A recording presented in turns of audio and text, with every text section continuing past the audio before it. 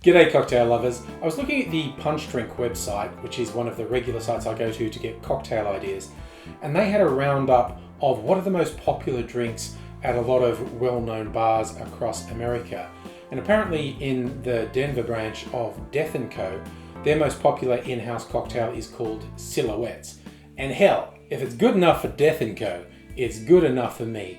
So I thought I'd try it. They call it a Gimlet variation, and there's a few interesting changes from a traditional Gimlet, so I'm looking forward to trying this. One is what I think must be a local spirit they call Plum, I suppose. And I thought, oh, is this going to be a plum flavoured spirit or liqueur? I don't have anything like this.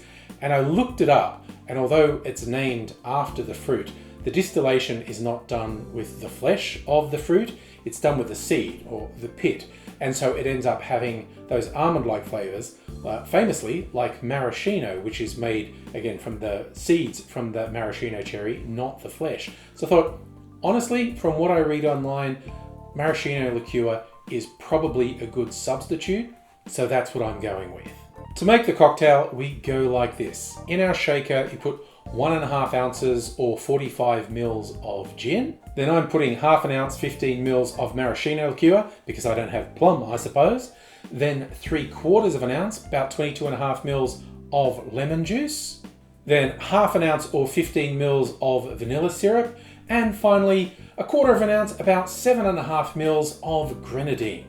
Add ice to the shaker, shake that good and hard for about 10 or 15 seconds to chill and dilute the drink, and then we strain that into a chilled coupe. The grenadine makes it a really nice colour, very manly. Fun story, on my original YouTube channel, Angry Aussie, I did lots of angry, sort of extremely left-wing politics in videos, and so I used to get a bunch of right-wingers who were very angry at me, and some of them got very angry when they found out I drank cocktails. Not manly enough. You're not a man. Yeah, whatever, Tiger. I've got my pink cocktail and I'm going for it. Ooh, wow, that is actually really good. To me, this does not taste like a traditional Gimlet at all. It's sweeter, definitely. Oh, but those different flavors are coming together really well. I don't know how different it would be if you had the actual plum, I suppose, spirit that Death & Co use, but I think this is a pretty good approximation.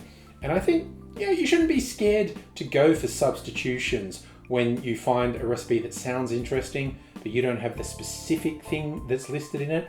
Look it up online, find out what the flavors are, and go with something you have that's close, or hell, maybe something that's different, just to mess things around a bit.